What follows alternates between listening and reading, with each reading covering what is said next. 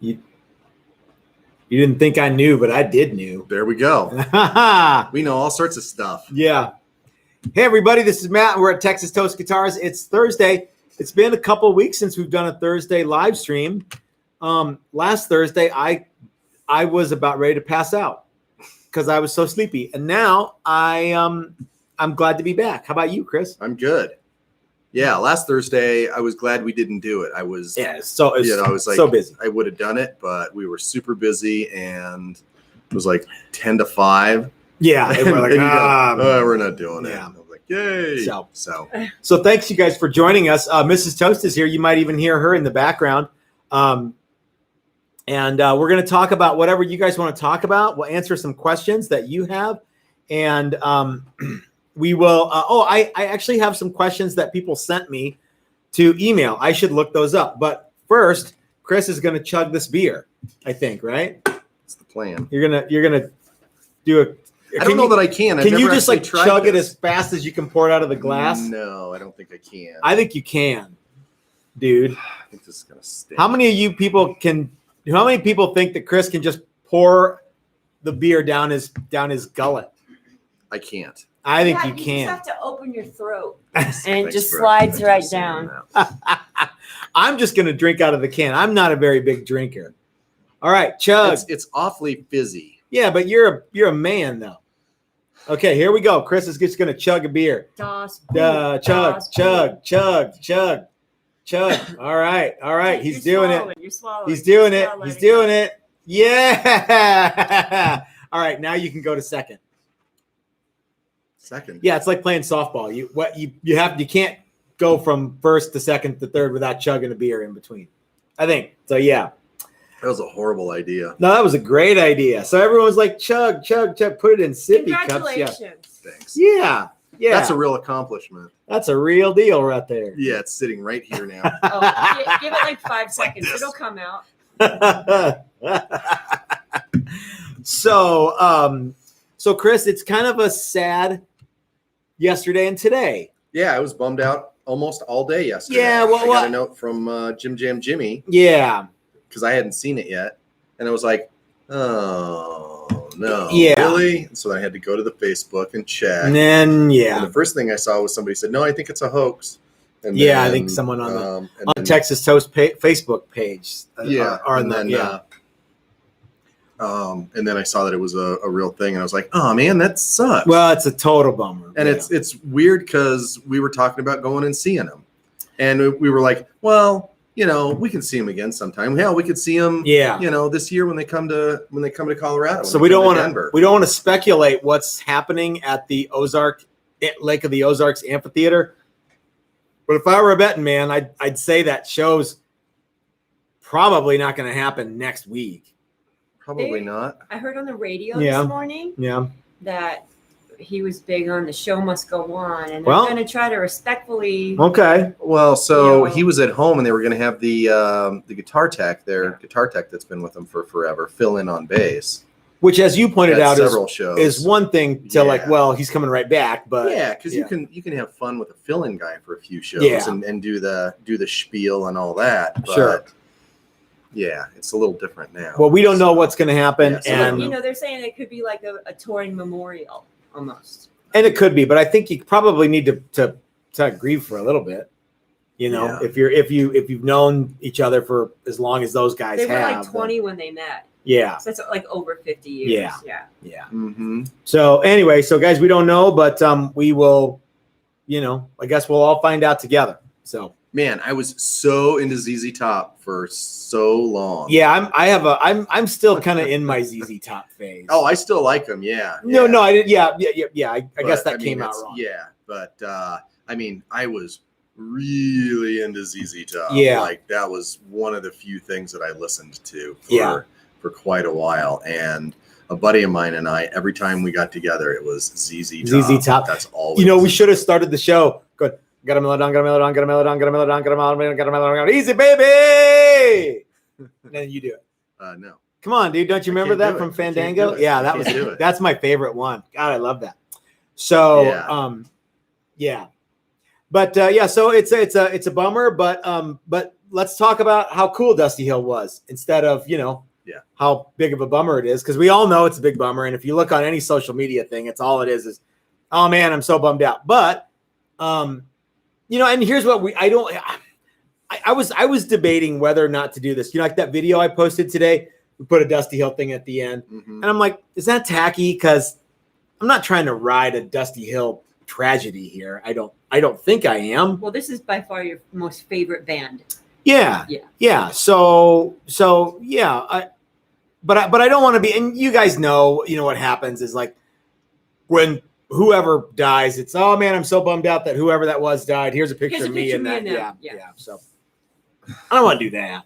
There's like you said, there's a famous guitar store close by us, not Flipside, and their thing today was, oh, by the way, we have a Billy Bow. We have a Gretsch Billy Bow. We have a Gretsch Billy Bow. Yeah. And it's like, are you trying to profit off of the guy's death, or are you just trying to, memorialize or mention him, something like that? And I don't think we're profiting off.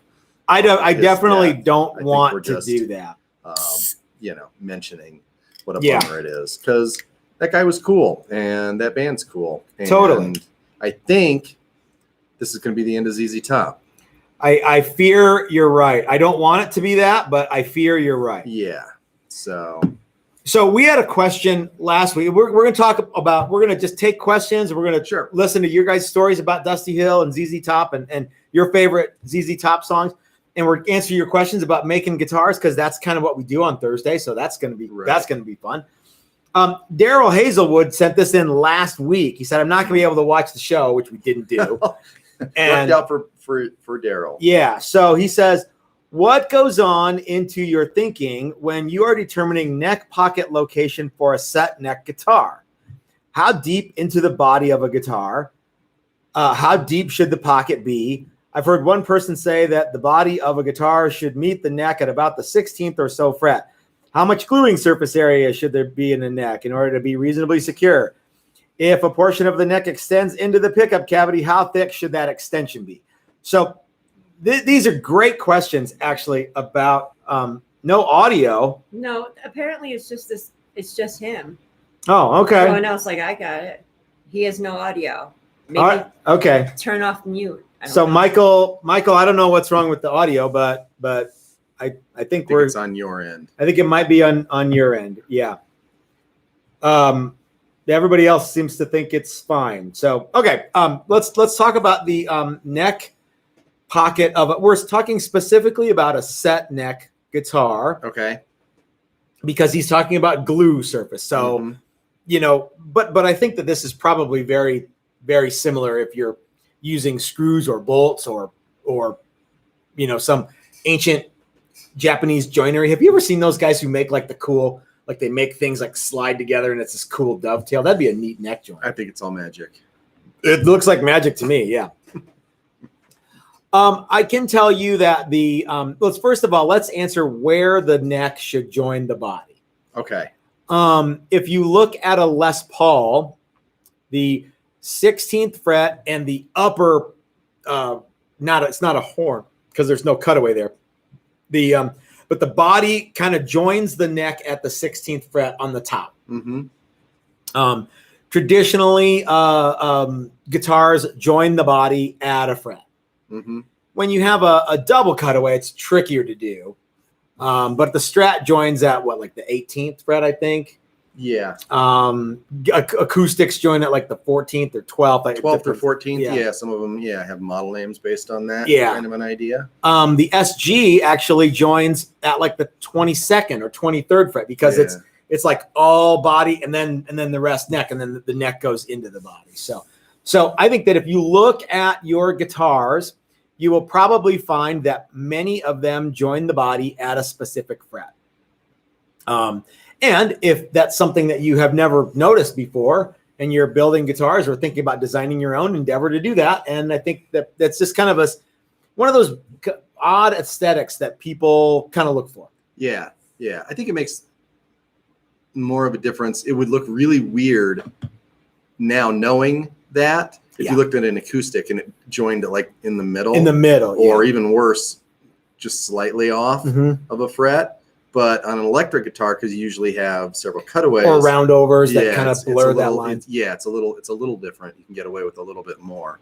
I'd never even actually noticed it until I started hanging out with you. Okay. And you said, well, you know, because I think I did one where and it was I all totally, wrong. dude, I do that so often. Yeah. Well, you know. Well, you know. You're stupid, Chris.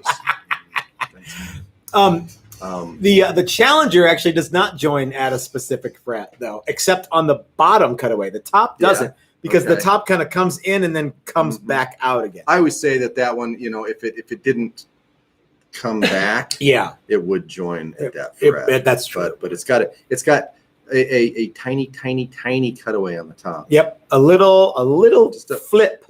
Yeah. It's like a cowlick. A little cowlick. That's right. Yeah. So our Challenger neck pocket is 3 7/8 inches long, and there is a tongue what goes under the neck pickup, and I don't know that you need to have anywhere near that. I think 3 inches is probably more than enough to glue a neck in, provided it's a snug neck pocket. Doesn't have to be you know tighter than Dick's hat band to get it to go in there, but snug. And but I think you can get away with, like I say, 3 inches. Some things like modern SGs and Explorers and Flying Vs, I think, have very, very little neck joint, like 1.5 inches, maybe. It's very, very little. And sometimes they even have that little mortise, so it's not even the full width of the neck. It's actually less than that and short. I think that's a little too little. That's too little. Yeah. So yeah, when you're designing your guitar, I would say anything 3 inches or in that neighborhood would be you'd be good to go for any neck that if you're going to glue it in or bolt it in or screw it in, whatever. If you're planning on having a tongue under the pickup, you got to have some meat there. It's not really doing anything, you know. Yeah. If you have this little piece of paper that's kind of flopping in the breeze, then that's fine, but it's not doing anything structurally. I think you need to have 1/4 inch or more. I usually err on the side of 3/8. So our neck pockets are 1 inch deep, and our pickup routes are 5/8. Which, if you do the quick math, that leaves 3/8 of little tongue under the neck pickup. Yeah. So thanks for that question, Daryl. Sorry it took 2 weeks to answer it. Hope it was worth it. Hope it was worth it, and I hope that whoever is having trouble hearing us is not having trouble. He got unfucked. Oh, perfect. It was the mute, I'm sure. I'm sure it was something easy. So yeah. All right, good. So what else is happening, Mrs. Toast? There's a question about your maple binding. Maple binding. You know, I love binding, and I've been wanting to make some videos about binding for a while because I'm trying to start, like, here's some videos I'm trying to do, Chris, and you probably noticed. I'm trying to do like very like just simple, hey, here's some neat stuff that you can do to make your guitars look cool. And I think binding is, like, especially on the neck, it's easy and it looks neat and makes guitar. Yes. So what did you find? He wants to know if you buy it or you make it. Well, great question. Whomever that was. Dan. Great question, Dan. I used to buy it, but now I make it. And I think that would be a really neat video, how to make and use wood binding. In fact, I've got 4 guitars over there that all need wood binding, and I have to make it and glue it. What do you think? Good idea. Good idea. That'd be a great video. Well, we just recently started using wood binding on the neck. We did, yeah. We've been using plastic binding for so long, and then I don't even know why we started to do it. Maybe it was Doug Santaniello who, like, just sort of. I think that was part of it. Kind of talked us into that guitar that we did that he actually ended up buying when we did our little maple binding trick on the body. Yeah. And then it was like, well, let's just do that let's just use. We had a batch of Challengers that we needed to do something with. And we're like, well, let's do that. That on the neck, especially on the Challenger, because it's literally just straight pieces of maple for binding. You don't have to bend it or do anything. Yeah. And and it looks cool. And it kind of, I know people that don't like binding, on necks. I've been getting a lot of people today on that video who are like, I like to do binding on necks, but I don't like to play bound necks. Yeah, and so, but I think the maple, the wood binding, kind of bridges that gap. So you get all the benefits of the binding as far as covering the fret ends. Yeah, they said they like the rolled edge. So okay, well, and you can well, yeah, and you can especially if you had a wood edge. Yeah. But yeah, I like it. It's yeah, and it's for some people too. I think plastic just seems a little cold. Yeah, I've heard that. I've heard that as well. Like, I don't like anything plastic on my guitar. That's cool. But, yeah. So, yeah, except for face dots or inlays.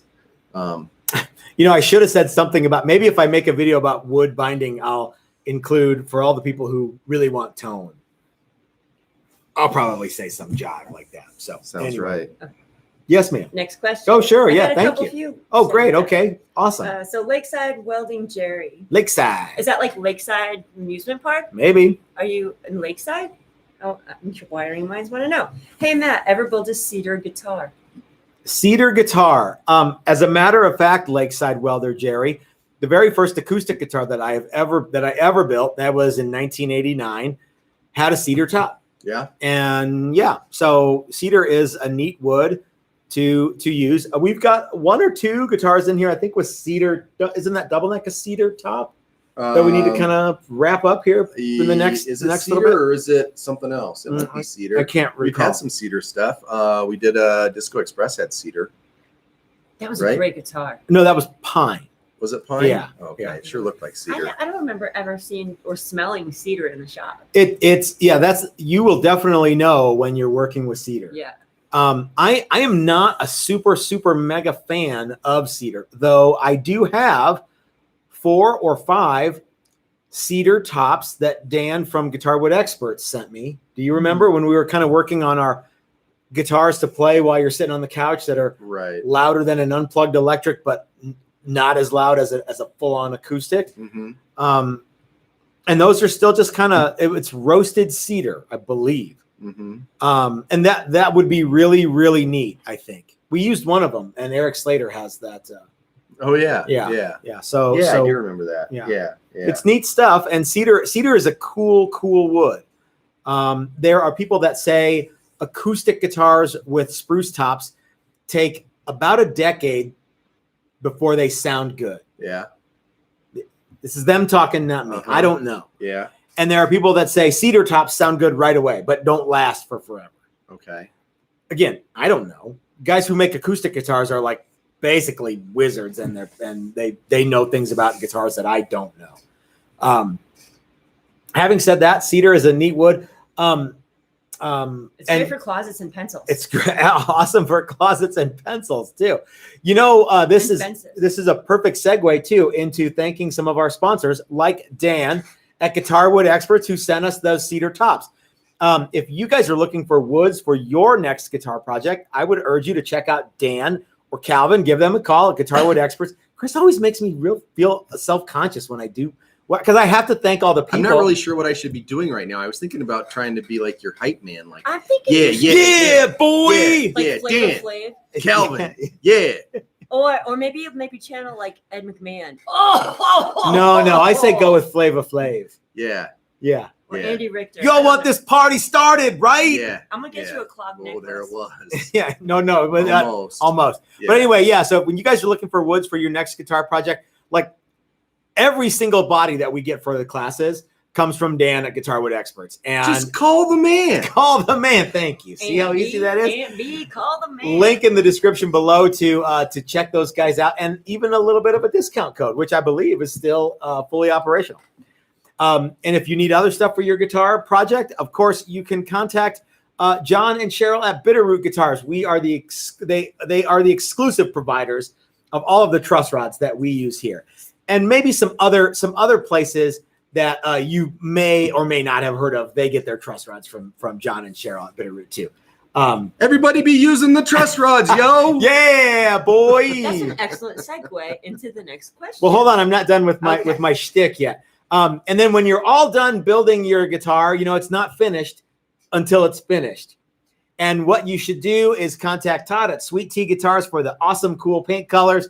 He will hook you up with whatever crazy paint scheme you want to do, or maybe you want something more traditional. He's got it all, baby. Link in the description below to all of these guys.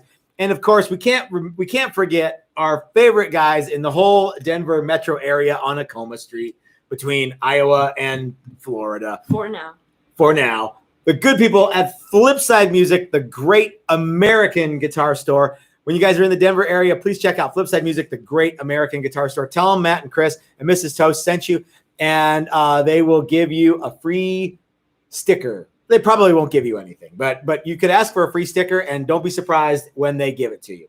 The sticker. So Flipside Music, the great American guitar store. If you're not in the Denver area, their website is open 24 hours a day, 7 days a week. So that's 31. Check them out. Ike would love to hear from you. Okay, Mrs. Toast had some. I segued in. So Elmore Custom Guitars. Hey, Elmore Custom Guitars. What length truss rod do you use in a bass neck? The longest rod you can get. And that's going to depend. So not all bass necks are the same length, right, Chris? Right. Some are 30 inches. And some scale. are? Some are 32. And some are? 34. And some are even? 35. Yeah. Or longer. So you can imagine that if a truss rod that barely fit in a 34-inch scale neck, well, that's not going to work in a 30-inch scale neck. So you have to match the truss rod to whatever project you're working on, and get the longest possible rod you can.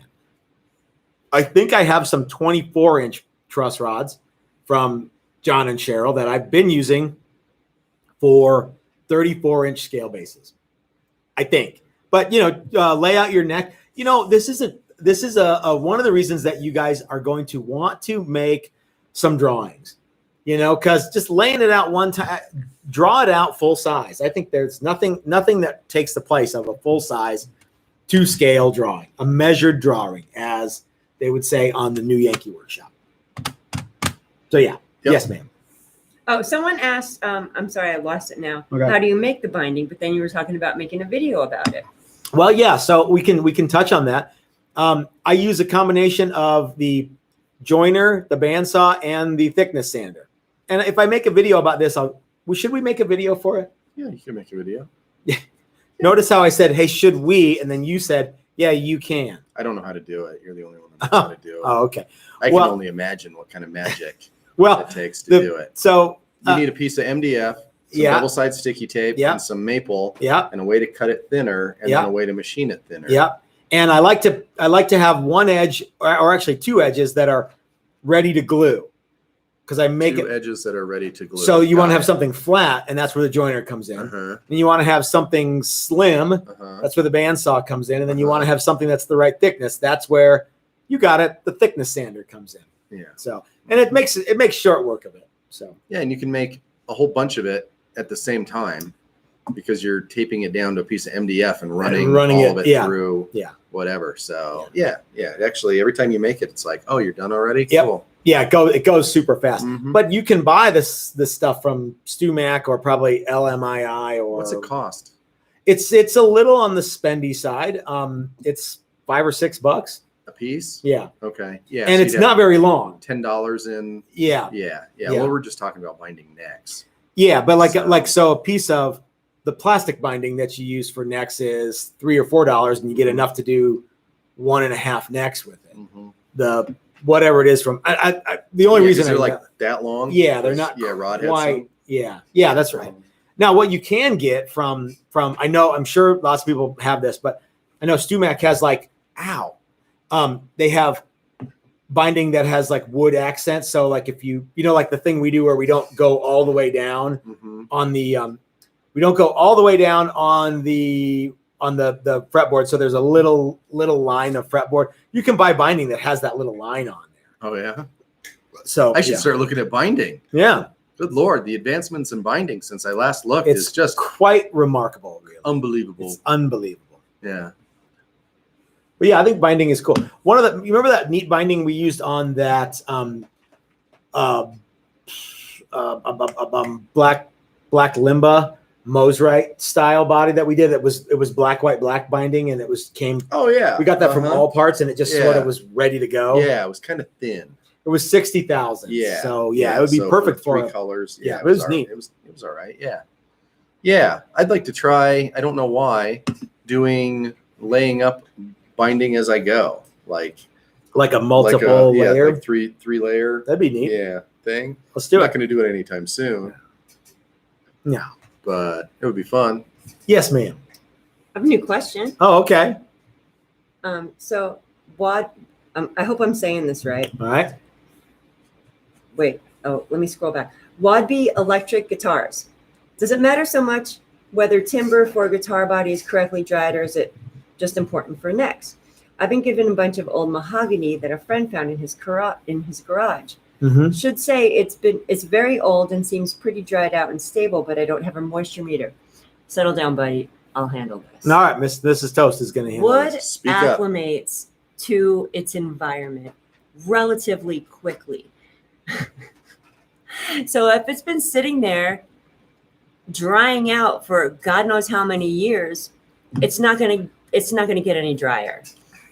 I'd be worrying about twisting. I don't know how thick it is, but yeah. So if you're gonna cut it in half, lay it flat and let it sit for a couple days before you machine it. And that should be fine. regardless of whether it's kiln dried or air dried. Or Yeah, it's been sitting in a garage for years. Yeah.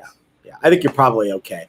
But it is important though to have wood be dry all the way through. Yeah. The neat thing about mahogany is it almost always seems to move a little bit as you're machining it.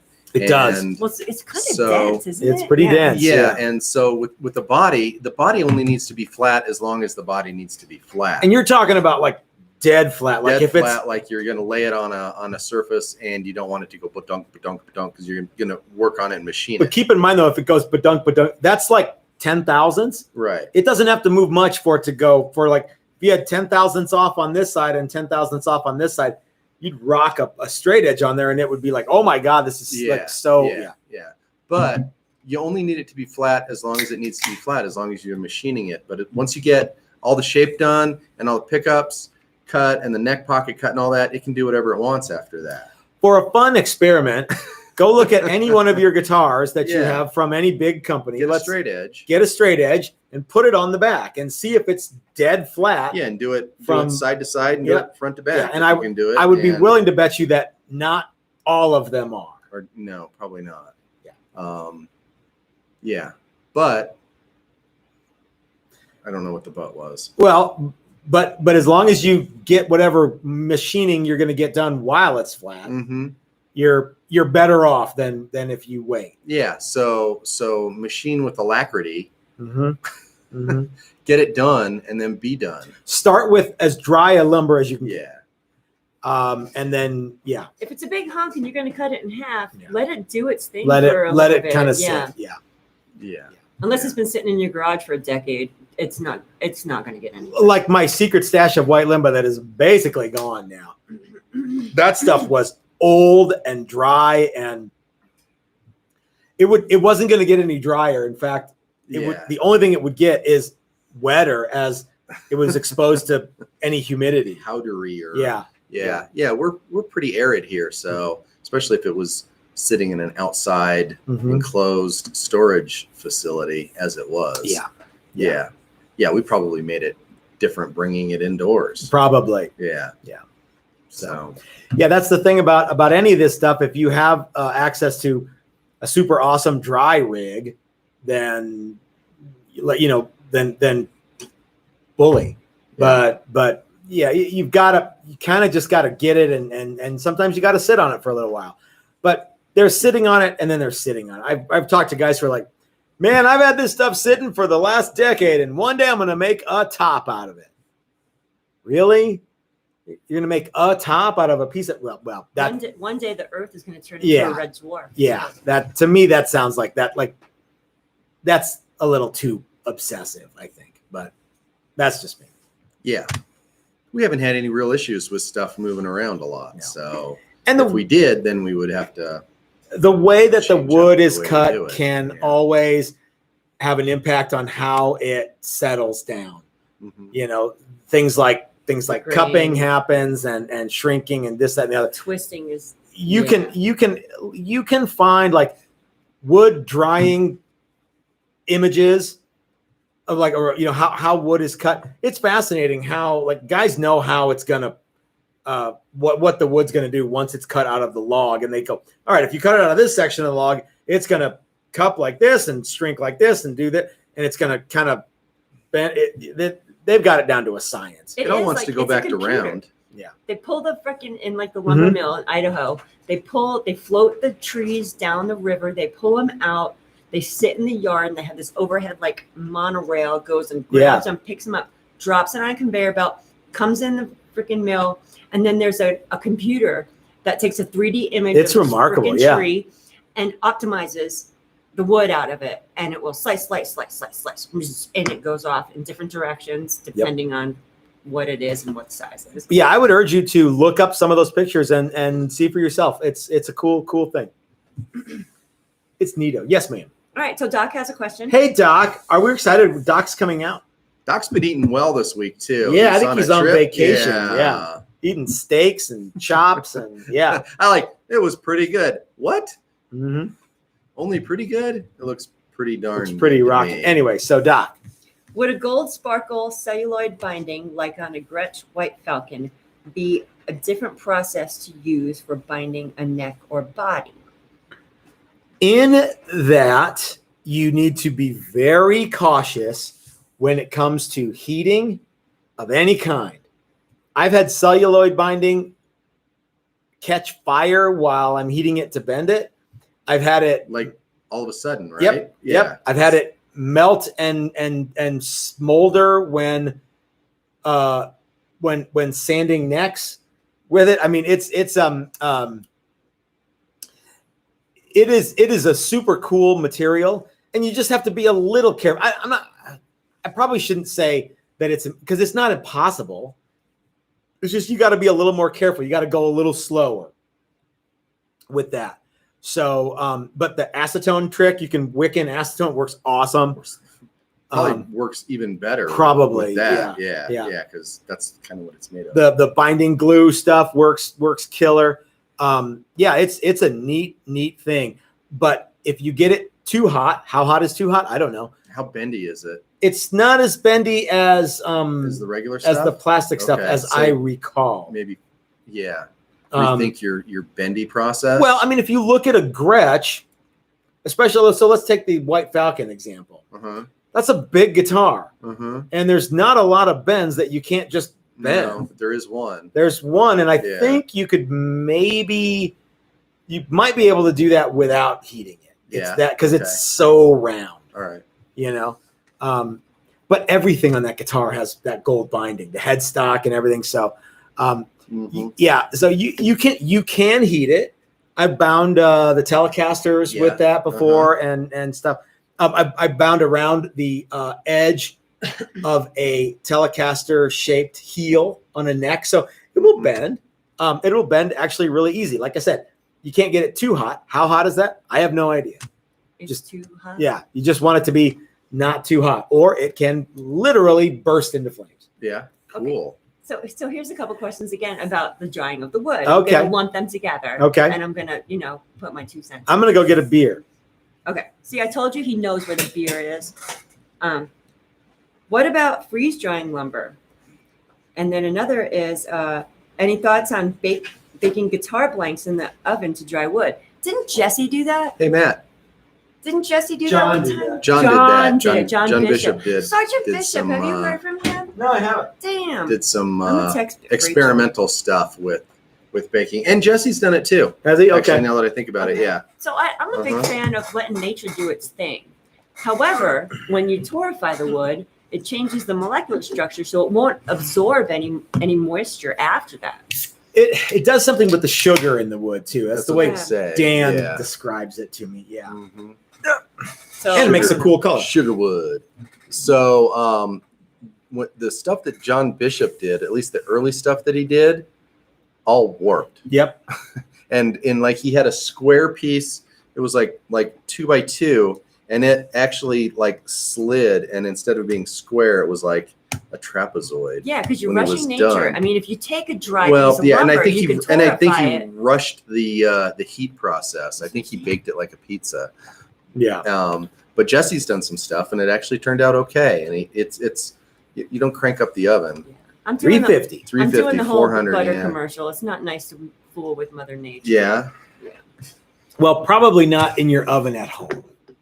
No. But if it's like a piece of maple, it's going to smell like pancakes. It's gonna stand. Yeah, it's gonna smell like pink. So yeah, I like the torrefied wood. It is very fragile because what everybody wants is roasted bird's eye, roasted flame, and it gets like super chippy and super not usable. All that stuff's chippy anyway. Yeah, and yeah. Then yeah. And then you dry it out. Then it's yeah. But I think that I think people put. You know why people put? Let me back up. Do you know why I think everyone is putting so much emphasis on the wood has to be mega dry on my solid body guitar that I'm building? No. I'll just go with no. Okay. No, because the surface is pretty dry, and that's what's getting cut. It's for the same reason that people tap on wood. Okay. Because Paul Reed Smith said so. Okay. Now, I'm not saying that Paul Reed Smith is full of crap, but before Paul Reed Smith said, we dry all of our wood to within an inch of its life, and we have these special things, and you put plywood in there and you tap on it and it rings like a bell. Before that happened, nobody gave a crap about that stuff. But Paul Reed Smith is, a super marketer, and if he picks up a board like this and taps on it and goes, see, look how awesome that is. No, put it against your meat. Everybody wants to to use that. It's sort of like, remember when let's talk about binding. Remember when Sterling Ball had that video where he's like running around the factory. We don't do binding the old school way. We liquefy it and pour it in this slot. And people were like, "Oh my God, tell me about how to do that." And I'm like, I don't know.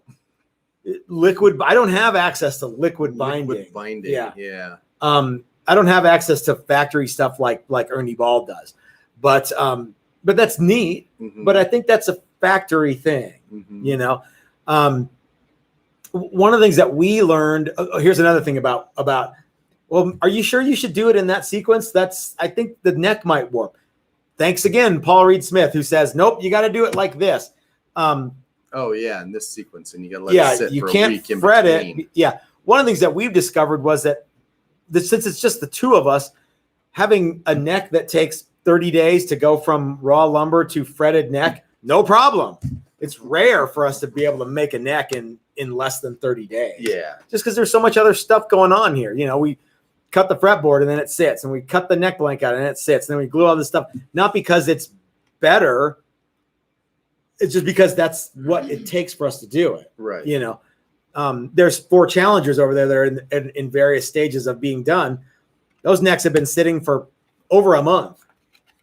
And so anyway. But when Paul Reed Smith says it, or if there's a cool video attached to the Gibson Custom Shop or the Fender Custom Shop, that's kind of goes into the zeitgeist of guitar making popular opinion. And that's cool, but it doesn't necessarily mean that that's the only way to do it. Yeah. So, yeah, boy. And I think, and honestly, I think everybody does it the way that makes of the factories makes sense to them. Yeah. To do it as quickly and as efficiently as possible. So any stories that they tell about why they do it this way are just stories. I think that there are, it's sort of like we were looking at that Stratotone, and we're like looking at, you and I have learned a lot about sunbursts in the last decade. Uh-huh. And one of the biggest eye openers to sunburst isn't, wow, look how awesome this sunburst is. Look how neat it is. It's, wow, look at all the places where the sunburst is super dark or almost black and you can't see any grain. And look at all the places where it's not super dark and it's actually quite light colored and you can see the grain. I wonder what's happening on every part of that grain. every place where it's hard to sand and there might be sanding scratches. Well, just paint that black. Or end grain, or end grain. Yeah. Or whatever. the checks in the alder where Yeah. Literally every place on that guitar where you've ever seen a bad spot is painted black. Yeah.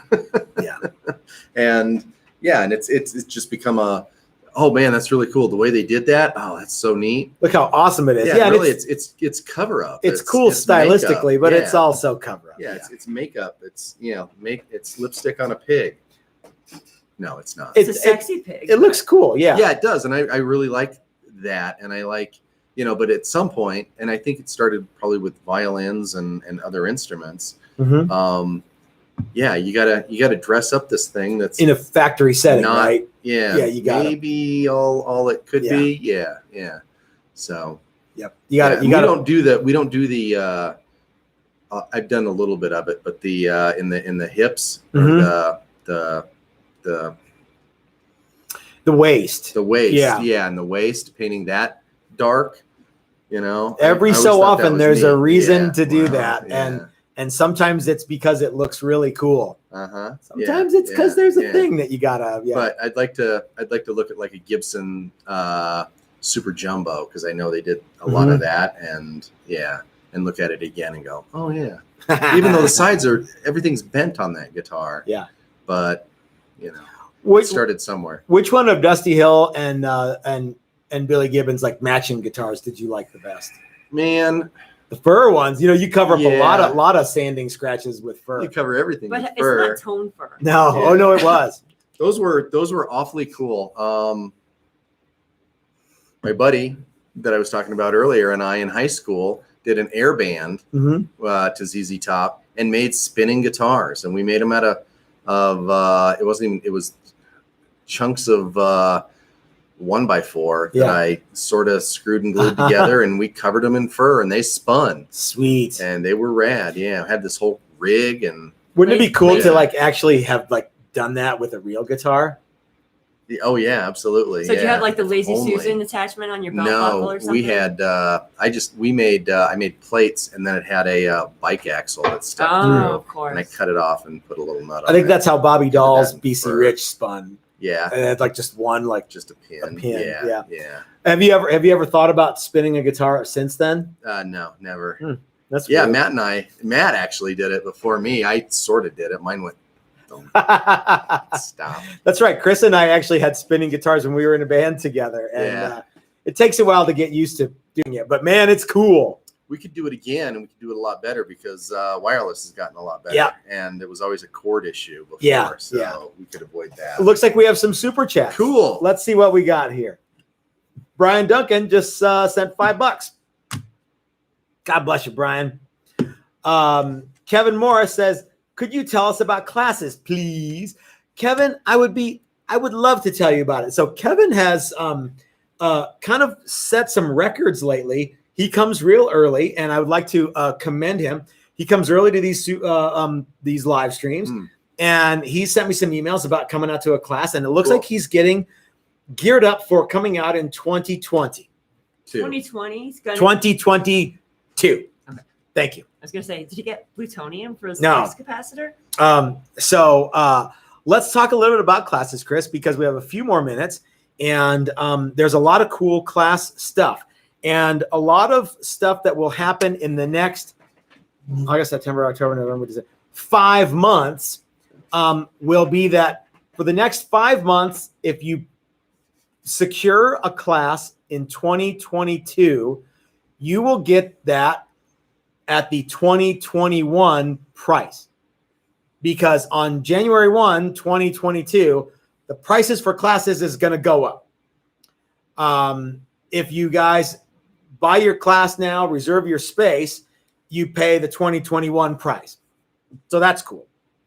I can tell you that we have a year's worth of classes planned already for 2022.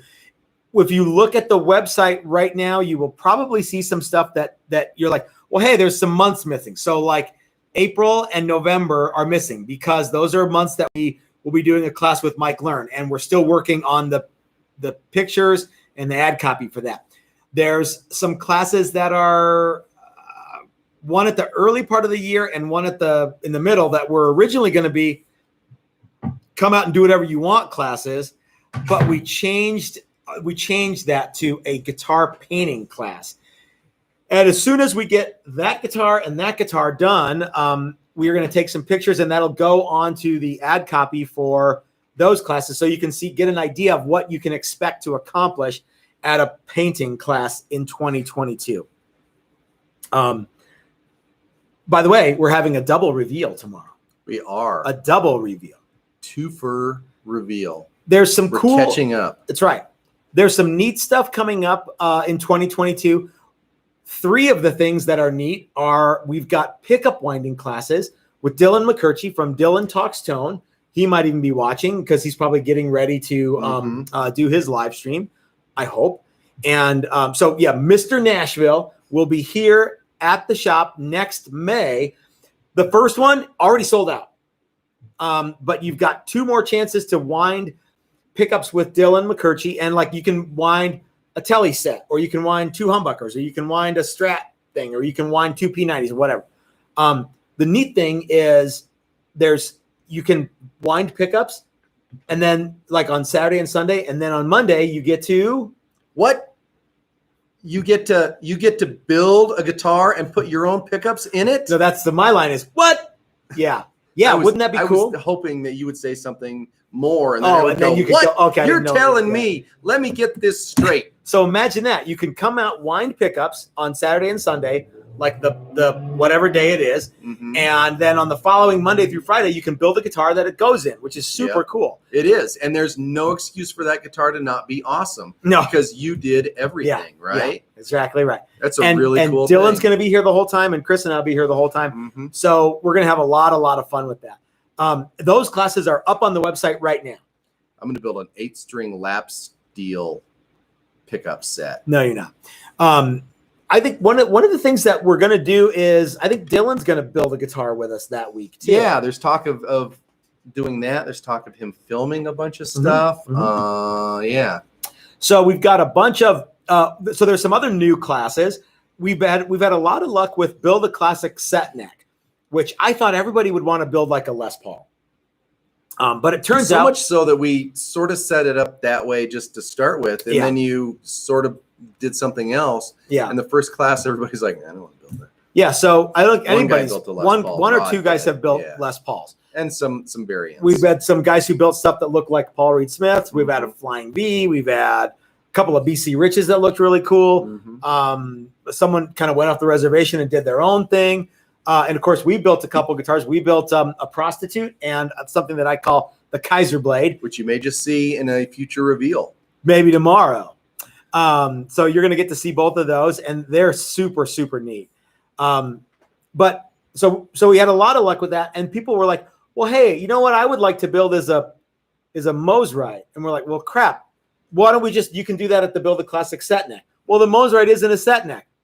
Fine. So we added a class called Build a Classic Bolt-On, which is like if you want to come out and build a Strat, or if you want to come out and build a Mosrite, or you want to come out and build a yada yada yada. Well, and it's more about it's not just about gluing in a neck. It's about starting with raw lumber and putting in a truss rod channel. That's right. All of these classes, you start with a pile of wood. Yeah. Versus coming out and building a guitar and leaving with a completed thing. Yeah. So lots and lots of cool classes coming up. And what would you say? A lot of people are like, well, what class should I take? I think that you should take them all. Yeah. I mean, but I think the Build a Classic Telly, Build a Classic Fender are super fun. And the neat thing about those is you leave with a fully operational guitar. Yeah. And it's a good introduction to guitar building and guitar making fun. Yeah. There are some things that we, for the sake of having to, we have all 5 days, but we only have 5 days. So like, for example, the truss rod's already installed and the fretboard is already slotted and glued on. But you get to radius the fretboard, and you get to press in frets, and you get to profile the neck, and you get to shape the headstock, and you get to. Yeah. There's a lot of you get tos. No other school does that in 5 days. No other school does it in 5 days. Not even close. Can I say that one more time? Please. No other school does that in 5 days. I don't care who you are. You're telling me no other school? Show me who does that in 5 days, and I'll go, huh?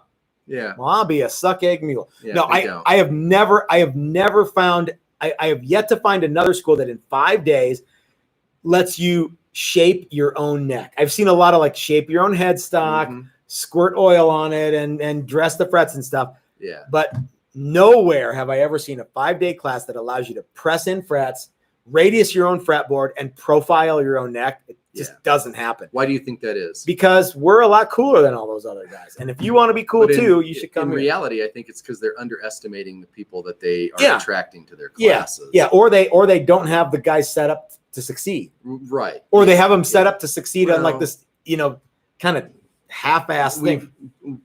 But we've talked about that stuff, and we're like, we think that they would like that people coming out would like to do this and that. Yeah. And we've tried to leave as much of the good stuff as we can. Yeah. And still get it all done in 5 days. So. Further into that end, on day 1, you'll spray paint. Yep. You will go from using the pin router to spraying paint in 8 hours. Might actually be the best day of your life. The best day of my life. Besides the day you kids were born. So there's stuff that we do in these 5-day classes that nobody else does. I don't care who you are. Yep. I double dog dare you to find someone who does it. Yeah. Don't say Crimson because they don't. Yeah. So that's one class. And then the other class is build a classic set neck, build a classic bolt-on, which is a wood-centric. Class. So if you have ideas of doing more of this, or you've taken one of the other classes and you really liked it and you want to continue your guitar building journey, or you have some previous experience, then those classes are really cool too. And then you get to come out and possibly do a paint class, which is paint. You possibly get to come out and do a paint class. Well, you can come out. Yeah, you can come out, and if you do, you'll absolutely do a paint class. Mrs. Toast is really bummed out about something. Is everything okay? Yeah. Oh, okay, good. And and we'll paint, and then there's also a secondary component on that class. Yep. Because paint has to dry. You have to. And that takes time, so you can build something else. Build some more stuff. Build another neck, or you can build another body while all of that's going on. Or you can just sit around and chat up the room. Drink beer. Yeah, I don't care. Yeah, run errands for Matt and Chris. Pick up Get dog some turds. breakfast burritos. Hey. Ooh, dog turds. Yeah. And the other Wash cool my thing car. is you don't have to pay for the classes all at once. You all the classes have a deposit, and then I'll invoice you for the rest of the class, and you can pay it as you go. Pay it as you go. So if you sign up for a class in December 2022, you'll be billed for, or you'll pay for your deposit, and you can take 16 months to pay it off. So yeah, it's really cool. We tried to make it easy and fun. Yes, ma'am. I'm sorry. So the face I made when you jumped in and took over the question. Yeah. Yes. Ron Williams wants to know, could you have that blurb on the, this big preface of, and if you want your music, how do you send it to them, or how did they send it to you? Send me an email. Well, you didn't say that. Send us your music if you. Oh yeah, well you can always get in touch with me through the website. You can send me an email directly from the website, and it's easy to do. And sometimes what guys will do is they'll send me like actual like links to the song, so they don't have to actually mail me anything. They can electronic mail me something.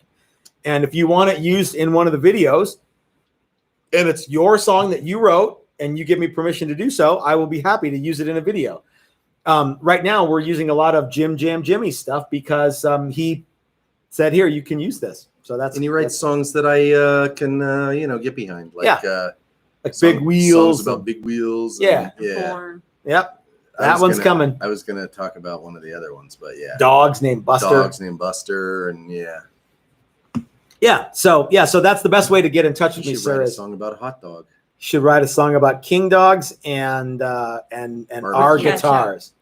Our guitars. So if you want to get in touch with me, the best way to do it is electronic mail through the website. So sorry that I was yakking and yammering. Oh my God. It's rough. We get going on classes. I live with and him. It's just, oh, and then we're doing this, and we're doing this. I know you're oh, Ron man, it's Popeil. gonna be Has so this ever fun. happened to you? Ron Popeil What a died mess. too. That's a Rip bummer. Ron Popeil. Yep. So yeah, Mellow Down Easy, Dusty Hill, MDE, Dusty Hill, and RIP, Ron Popeil. Yes, ma'am. What? Oh, do you have anything else? I'm just adoring your beautiful angelic face. Yep, a lot of people do that. So the important thing about classes, though, Kevin, is you can act now and you can take advantage of 2021 pricing for next year. We are all but sold out for this year. There's a couple spots in September, and that's it. There's What's nothing. happening in September? Build a Classic set neck. Setner. So that's mostly full, but There's actually space. there's a space or two. Yeah, I think there's two spaces. I think so Yeah. too. That's a fun class. That is a really fun one. Yeah. So, all right. Well, so let's talk a little bit more about Dusty Hill because we've been drinking to Dusty Hill all night. That's cool. Yeah, bookend Yeah. this show with Dusty Hill. Yeah. So I don't know what else to say. I mean, that guy was like, I always say that that no one's cooler than Billy Gibbons. Yeah. I bet you, but like Dusty Hill was as cool as Billy Gibbons. Yeah. Yeah. Samuel L. Jackson's as cool. But yeah, I mean, those guys are just like, they just radiate.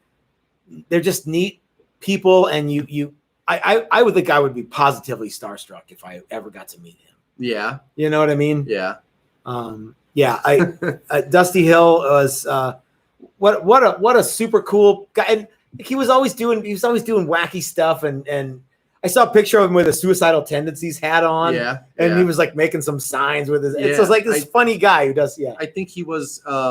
He didn't want to be the star guy. Yeah. Like they took a bunch of time off, and he went and got a job as like a forklift operator. That's right. Yeah, or something. And, put Bill on his shirt or something like that. I can't remember exactly. Would he like work at an airport or something? Yeah. Maybe it was an airport. Yeah. He was doing luggage like guy. Yeah. And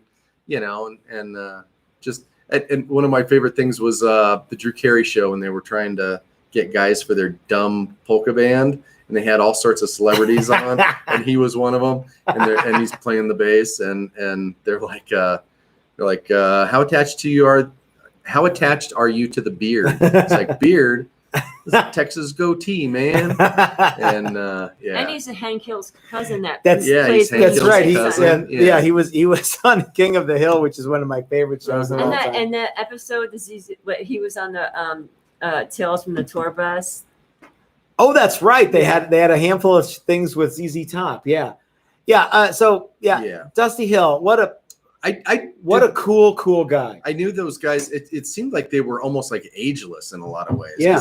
They were just always around. You could always, And they seemed like they were like super old in the early 80s when you see those videos and stuff. It's kind of like Steve Martin. Yeah. But you just, I mean, I literally, and I go see ZZ Top anytime, man. Yeah. Did you ever go see them? Oh yeah, a couple times. Yeah. I was fortunate enough to have seen ZZ Top. The neat thing about if you ever saw ZZ Top, up to this point, you never had to hear someone ask you, well, which lineup? Because there's always the same guys. The one with the longhorn on stage. Yeah. You could ask what tour it was. But yeah, what a super cool band, what an influential band. And the funny thing is he was co-lead vocalist. I mean, he sang on as much stuff as Billy Gibbons. Absolutely, did. yeah. And sometimes maybe more. And some of the songs that are always played is him singing. Was better than the Billy Gibbons stuff. Yeah. I mean, Tush and yeah. And I think he and Billy traded off on Pearl Necklace, but anyway, I'm going to give myself a pearl bracelet right later in honor of. Nothing. You just wait. Did it take a second for that to like load? No, I knew exactly what you were talking about. But the idea that you're going to do that as a memorial to the man is. I'm not going to do that as a memorial. Yeah, that would be a fun if you had a tribute band. You could be Pearl Bracelet. Yeah, I don't know what that. Yeah, it'd be a really weird show. What a fun thing though. This was a good show, Chris, because I like. ZZ Top is one of our favorite bands, Mm-hmm. and it's cool to. It's a bummer that we have to talk about it as someone that's not with us anymore, but it's cool that we have all the cool music, and it's neat that we got to see, we got to see those guys. It'd be neater if we got to make him a guitar at one point, but you know what? That ship has sailed, and that's okay. Yeah. And I'm not going to go there. I'm hoping that, sometimes when someone dies, there's a resurgence in like people want to check it out again. Mm-hmm. So maybe people who don't really know very much about ZZ Top will kind of, as Billy Gibbons says, peel the onion and kind of go looking for some of that music and kind of get into it. And maybe that'll happen. That'll be a really neat thing. That would be really neat. Yeah. And it's wildly available on virtually every device you'd ever want to do. And that band was good live too. No, like you listen to the CDs or the records or the phonographs. Did you have Fandango and Tres Hombres, the remastered ones? Yeah. Because I had the albums, uh-huh. and then I had the CDs, and they weren't the same. And then I got the remastered ones. Yeah. Hell, man, I had Duguelo on 8-track. Dang, dog. I also had ZZ Top's Greatest Hits on 8-track, and in the middle of I'm Bad, I'm Nationwide, it changed tracks. And to this day, I can, as I'm listening to that song, I can tell you because it was like, "'Cause I'm bad." Click. I'm Nationwide. That's awesome. All right, everybody. Well, sure was cool hanging out with you, and I hope you guys had fun too. Thanks to everybody for joining us. We will see you tomorrow for a super cool double reveal. Yep. I'm sure we'll talk more about ZZ Top on Sunday. We'll talk about all kinds of stuff. We'll drink some beers and we'll have fun. You know what? That's the refrain, is that we're going to sit around and drink beer. I'm okay with that. Mm-hmm. So yeah, guys, have a great week. It's Friday tomorrow. You're almost there to the weekend. I hope to see you tomorrow for the double live reveal. And yeah, check out ZZ Top if you aren't familiar with them. You will really like it. Yes, ma'am. Scott said, right? Check it out. Right. All right, Scott and everybody else watching. Thanks, you guys. We'll see you tomorrow. Same bat time, same bat channel. This is Matt at Texas Toast reminding you, if you're so smart, start your own YouTube channel. That's what I did. We'll see you around, fellas and ladies too.